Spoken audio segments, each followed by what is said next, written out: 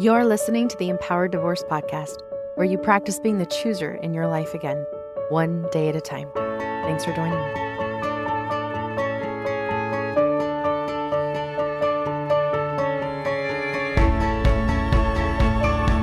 Hello, my amazing, beautiful listeners. How are you? Thank you for being here. Thanks for listening.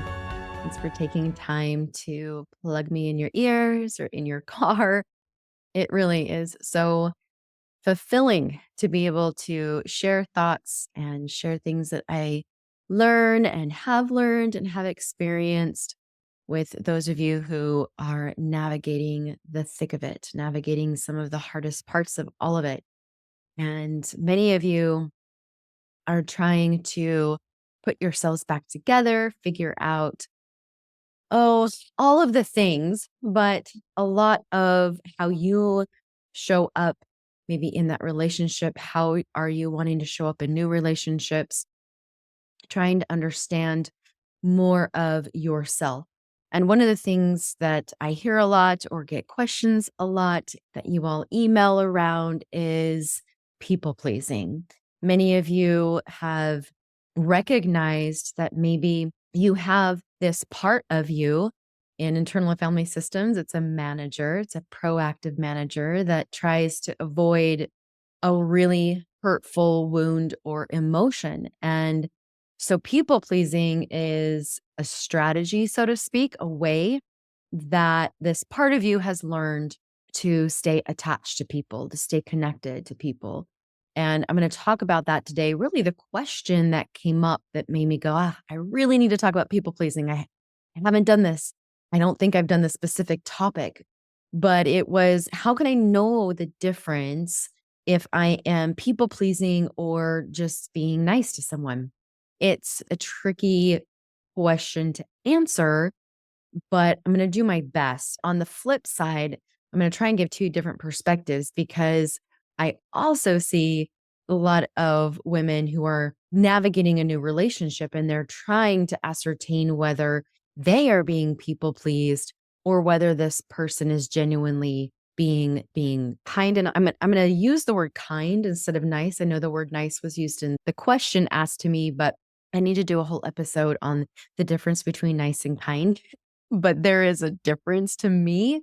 And so if I'm going to include sharing with you how to notice when someone is just trying to please you versus someone is genuinely kind, I'm going to use that word instead of nice. But people pleasing, generally speaking, is when you are often displeasing yourself in order to please other people. You are deprioritizing your safety, your needs that are essential for you, your well being, and devaluing yourself in many ways in order to please others in hopes to avoid rejection or judgment. There's a lot of reasons, actually. I'm going to try and cover most of them today, but avoid being judged, avoid people not liking you, avoiding abandonment, being alone, rejected. There's typically fear of something that is underneath the people pleaser's motives, that this part that has learned to manage some of these fears by going into this people pleasing mode. Self-betray, right? We please or we self-betray in order to prevent, let's say, abandonment or rejection. So people pleasers will often dislike themselves in order to get others to like them. This really begins to create a false sense of relational connection or a sense of safety within yourself when this part has been around. And many people have had this part for quite a while. Generally speaking, when I'm working with someone who is a self-proclaimed people pleaser, in fact, I was just doing a brain spot session today, actually, and they self-proclaimed as a people pleaser. And it was really interesting to see where the brain spot session led this person. It actually led them back to their childhood, and the fear of being left came up. So, like I mentioned, usually a fear is underneath a lot of this, where on the flip side, kindness is generally an act of just goodwill towards others. And it's going to stem from more of a genuine desire to have a positive impact on someone's life without strings attached, without expectations, without needing it to fulfill a void inside of themselves. That's with people pleasing, we're trying to fill a void. There's something inside, like this fear, a disconnect from self that getting other people to like you is going to temporarily fill. Kindness, genuine kindness, is coming with genuine and a healthy dose of empathy and compassion, understanding for other people and their feelings and their needs, but there's zero expectation of anything in return. The empathy isn't the extreme empathy that a lot of you have, that over empathizer. Again, over empathizing, if we want to pathologize, it's they need because there's a fear underneath that.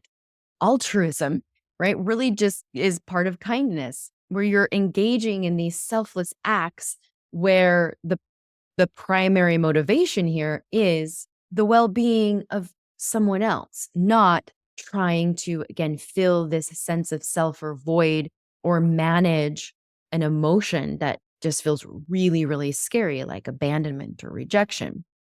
Kindness also is fostered by a deep sense of respect for humanity, for other people. There's a consideration, treating others thoughtfully, recognizing their dignity, their worth, regardless of what you might gain or not gain from that kind interaction, that kind gesture, so to speak.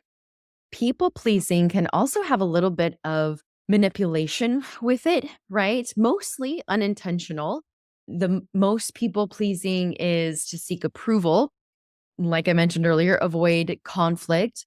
And the manipulation to maintain a sense of harmony can look like not saying what you need or desire from someone or in a situation. So you might try to indirectly influence the situation or someone to get that need or desire. We're not going to just share it. Can't do that. Might be rejected, or they might not like you or have some negative emotion if you just tell them what you need or want. So we're going to manipulate and indirectly try to influence to eventually get what we need or what we desire from that person or situation. That's manipulation. Again, it can be subconscious to a certain level. It also can be intentional as well, trying to gain leverage by doing favors for people, overly accommodating, because underneath is maybe an expectation that that's going to be reciprocated.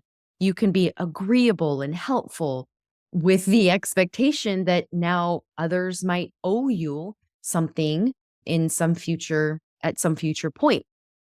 If you were just people pleasing is a strategy. It's a strategy. It's a proactive manager to navigate relationships that you have with people to stay safe, to stay connected and away from that abandonment and rejection and possibly being left alone.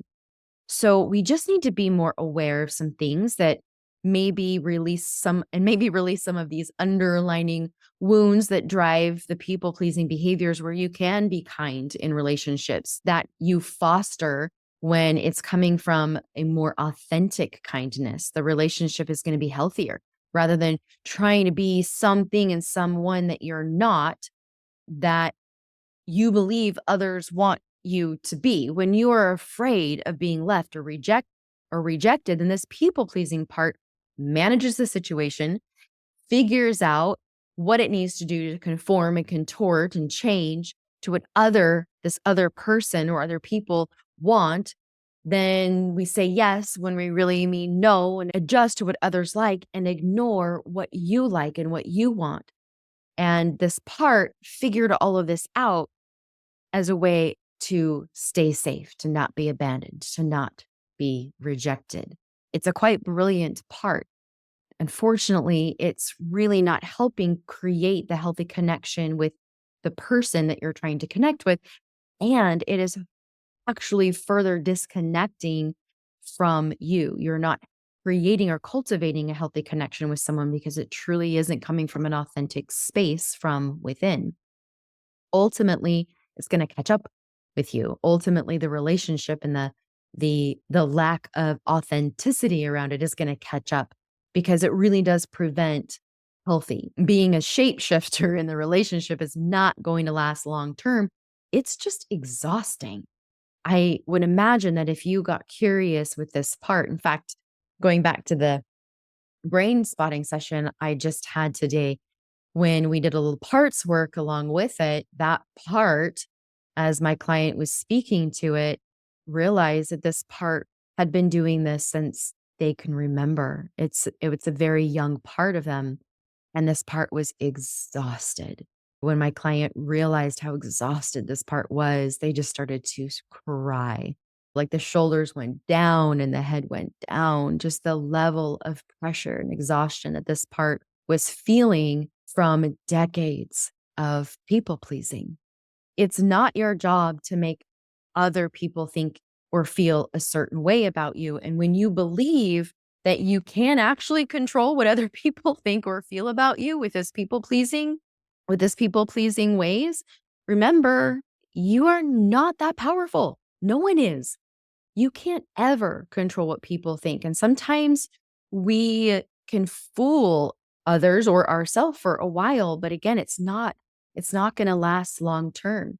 Many of you after the divorce have felt such loss of self and say things like, I don't know who I am anymore and I don't know what I like. The level of disconnect that comes from being that pleaser in the relationship because you're trying not to rock the boat. You're trying not to speak up and speak loud and take up space and have needs and share real vulnerable emotions because of that fear of losing this person, especially when you feel and have been aware of already, quote, losing them to infidelity, people pleasing your way into being lovable because you're worried that if you're too difficult, you might not be lovable and might not be chosen. But this is not where you're at anymore. You've left that relationship. You don't have to show up that way. And so it's okay to change and do things differently. And yes, it's going to be uncomfortable when you lean away and move away from this manager part, when you allow this part to rest and take on a different role rather than trying to please. Maybe this part can start to be kind, allowing this part to start with being kind to you. It's going to be uncomfortable not agreeing with people. It's going to be uncomfortable allowing others to not agree with you and have feelings about you that you might not want them to have. That's going to be uncomfortable. When you can make peace with yourself around these things, though, oh my gosh, there is going to be so much freedom. This is that true sense of empowerment.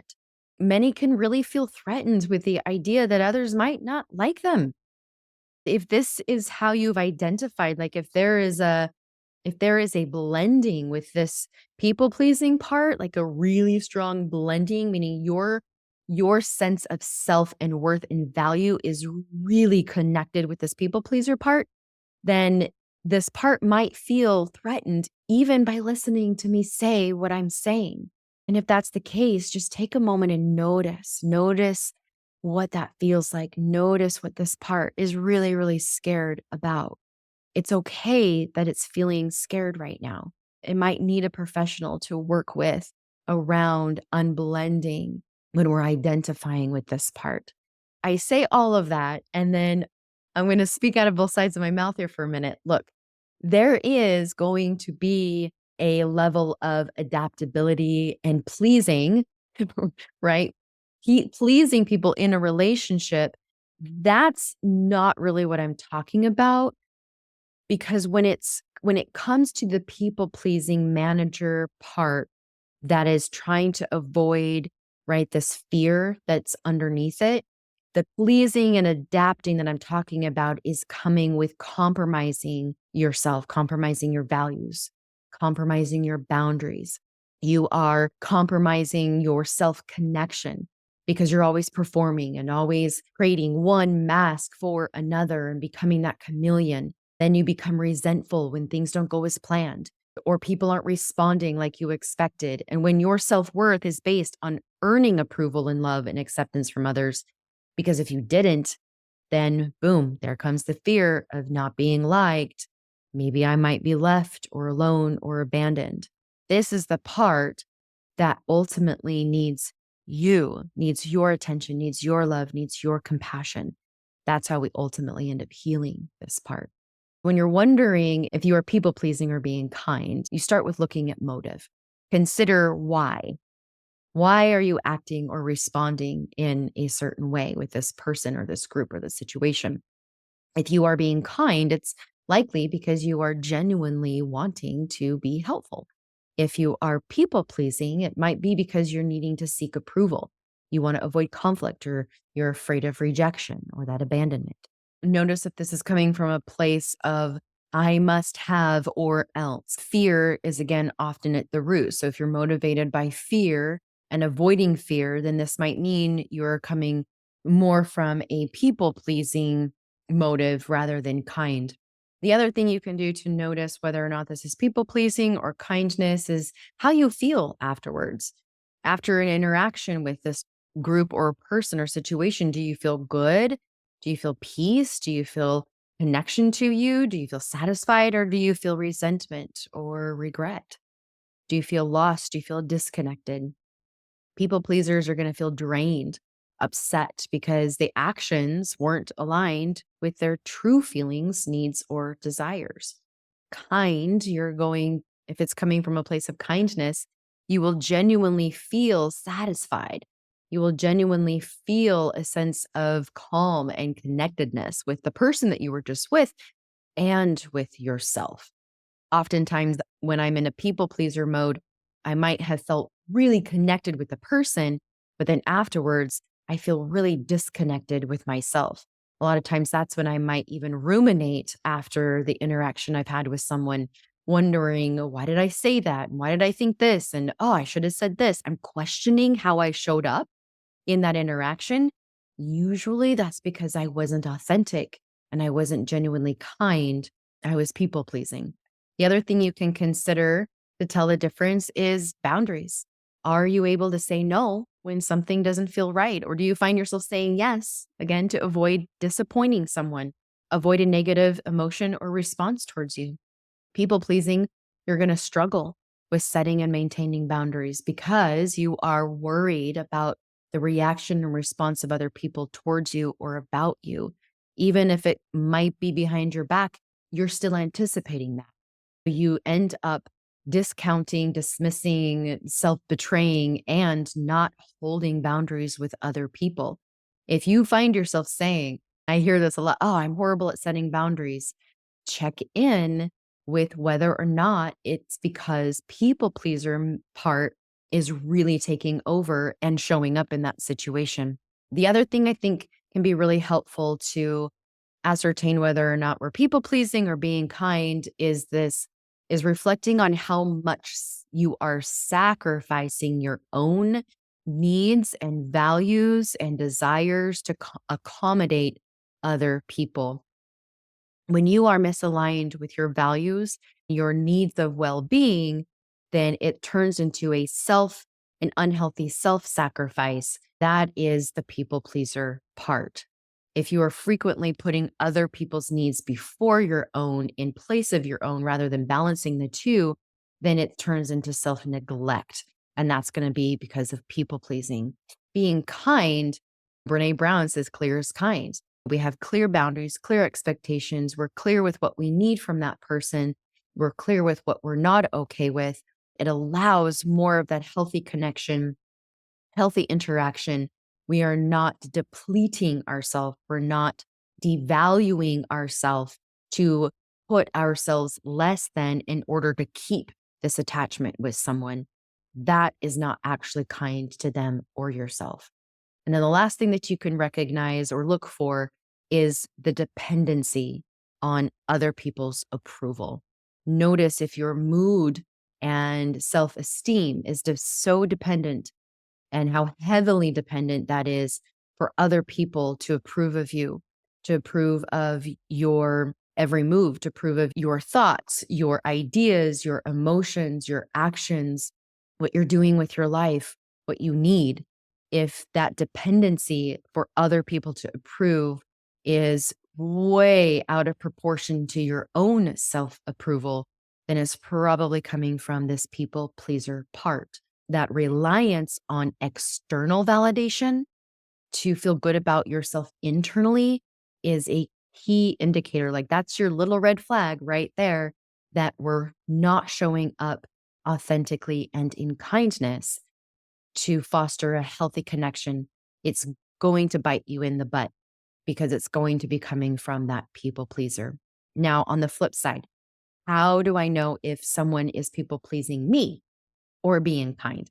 Some of it is similar, but notice the consistency in behavior. This is why those of you who are leaning into dating, you want to date consistently for time and not rush things. And so if you have anxious attachment style, you tend to go in just blazing fast and really intense and that overly connection. It's going to make it harder to observe this and be aware of whether or not this person is showing up people pleasing you or genuinely being kind. So, observing whether their kindness seems consistent across different situations that you are in with this person and with different people. Generally speaking, if someone is kind, they are not choosy in who they're kind with. That's nice, right? Kind is going to be consistent, not just with you, but with other people in their life. If it fluctuates based on who they're interacting with, people pleasers are going to be chameleons, right? They shape shift. People pleasers are going to change their behavior dramatically to align with what they believe others want them to see. So if they're different with you, if you find yourself going, but they're so different with me, and that's like so nice, and they're this and they're that, and they're not consistently like that with other people, that would be a red flag that you're getting people pleased and not actually being treated with kindness. The other thing to look for is stress level. People who are people pleasing are going to be more of that anxious attachment. They're going to be more stressed about making everybody happy and meeting everybody's expectations, where genuine kindness is going to be more relaxed. There's not that intensity of trying to figure everyone and everything out because their sense of self, connection with themselves, that calmness is there when kindness is there because they're not worried about whether or not they're going to be rejected or abandoned or disliked or liked. That creates so much stress. You can observe in this person whether or not they are stressed. For example, I remember dating a guy that every time he went out, he would mention how stressed he was about something he was doing to put together the date, like something about the date, whether it was just stressed on where to take me to dinner or stressed on what we were going to do after dinner and people pleaser. Definitely. And looking back, I can definitely see that that guy was a people pleaser. There was genuinely a lot of stress in our interactions. At the time, I remember thinking, oh, he's so concerned about making me happy. Yeah, that's not kindness. That's the people pleaser. There's a little anxious attachment there, right? The other thing to look for is reciprocity. This is a two-way street. So notice if a person is always agreeing with others, goes along with other people's plans, even when it seems to go against their own interests or desires, that they don't really like bowling, but they're always going bowling with a group. And yet they come and tell you that they really don't like it. Ah, interesting, right? That lack of reciprocity where their own need never gets addressed. They don't ever really say, you know what? I'm always going and doing bowling with you. What I would really like to do is go kayaking. Where and this, for example, it's okay to be in relationship with people where you have different likes and different interests. That's one of the things that Scott and I really noticed about each other and pointed out fairly early in our relationship is the ability to have enough similarities, but also polarity in the relationship. And that was really important to both of us, even in the polarity experiences that each of us like to do differently, activities, hobbies that we enjoy separately. We are able to support the other person and join even the other person in their activity. And there's a reciprocity there. So I'm not always going and doing what he likes, and he's not always going and doing what I like, because there's genuine kindness in the relationship, not people pleasing. Hopefully that makes sense there, where with the reciprocal part of the relationship that we're looking for. If someone you're dating or with or in a relationship with is always agreeing to do what you want, or says, "Oh, well, I just, what do you want to do? Where do you want to go? What do you want to eat?" That's people pleasing. How many of you have done that? Where do you want to go eat? Oh, I don't know, wherever you want to go. Hmm. Is that ringing a bell? Now, does that make sense? Okay. The other thing to look for is overcommitment. Does this person often complain about being too busy or not having enough time, yet continues to take on more and more and more responsibility? First of all, are you recognizing this in yourself? But this is how you can recognize if someone is pleasing you. Maybe they're overly committing to things that you want to do, and now they're stressed. Maybe it's doing all of these things with you and talking with you for hours on the phone. And then the next day they're talking and complaining about how they didn't get all these things done. There's not a balance in their life. They're saying yes to things to please you. It's throwing their life out of whack and off balance, just like I've been talking about, right? When we are in that people pleasing mode and we're saying yes when we really probably don't have the time and need to say no and need to be balanced, there's that resentment for self and other people that can come up. And so this might indicate people pleasing behavior because they're struggling to say no to things, people, situations, responsibilities. Just one last thing to look for is just the dynamic in the relationship. What are the dynamics that this person has in the relationship with other people? So people pleasers are going to have a very unbalanced relationship. They're going to be giving more than receiving. They are, again, probably complaining about that, mentioning that, feeling resentment about that. That's an indicator that they are people pleasing and perhaps people pleasing you. Kindness, it's voluntary. There's not a I have to in order to, right? There's not a, oh my gosh, I need to make sure in order. I really, really want and I have to. It's I want to.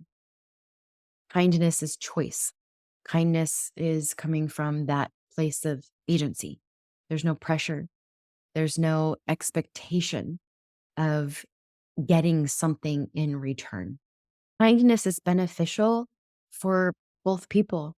Kindness is going to leave you feeling good and connected to yourself and the person receiving the act of kindness is going to feel connected to you and to themselves.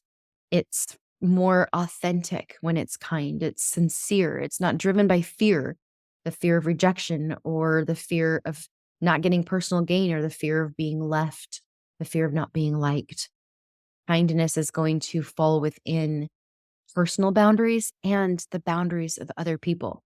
If you are in a relationship with someone, this is where sometimes I see it get really tricky is that they're dating someone and they've said, well, I didn't really want this person to do that for me. And I actually said I'd rather them not, but they did it and they just were really convincing because they told me that they did it out of the kindness of their heart and they were just trying to help and they were just thinking of me. And so they stopped by and brought me the flowers anyways, or brought me the drink anyways, even though I said I really am not up for it tonight, or no, it's okay, I'm good.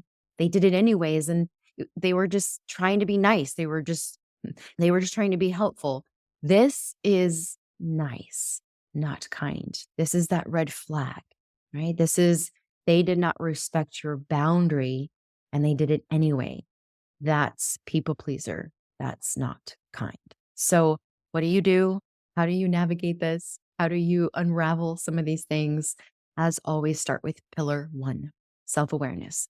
Be aware of the things that I just walked through. Be aware of your motive. Be aware of your feelings afterwards. Be aware of boundaries, you violating your own or other people's. Being aware of that self sacrifice to self depletion. Be aware of your dependency on how other people think and feel about you. Drop into more awareness so that with compassion and curiosity, practice setting boundaries. Learn to say no. Practice saying no. There was a colleague of mine that was practicing this, and for the few days that we were together, she was just walking around saying, no, no, just out loud, saying the word no. It was so beautiful. That's really literally one way that you can practice unraveling this neural pathway is saying the words out loud, letting yourself say the word no, getting used to how that feels in your body. It's so important. People pleasers don't like to say no. They're afraid to say no. Practice saying no. And then lastly, people pleasers often judge themselves really, really harshly. So cultivate some self-compassion, accept yourself, appreciate yourself. When you cultivate more of this, it reduces the desperate need for external validation and approval from other people that tends to be the motivating factor to people pleasing. All right. Hopefully that helps. And if you're wanting to learn more around these types of traits that we pick up that might have served us for a time in a relationship, but you are recognizing that it's not really serving you anymore, and you're wanting to unravel some of these traits that you've picked up, becoming more healthy within yourself so that you can cultivate healthier relationships in the future, then consider joining my Dating from Within workshop, where we talk about some of these traits and becoming more aware of them and how important it is to become aware of these so that we don't repeat the pattern in relationships and get ourselves into situations like we were in before. This is really an important part. Dating yourself, getting to know yourself, connecting back towards you. So if you are interested, the next one is the end of January. Get your spot today. To learn more about what's involved in the workshop and part of that, then head over to amywoolsey.com or click the show notes, Dating from Within. All right, everybody. Thank you again for listening. And as always, remember, you really are the chooser in your life. And when you choose kindness and not people pleasing, you can start creating the life that you want because you can. Take care, everybody.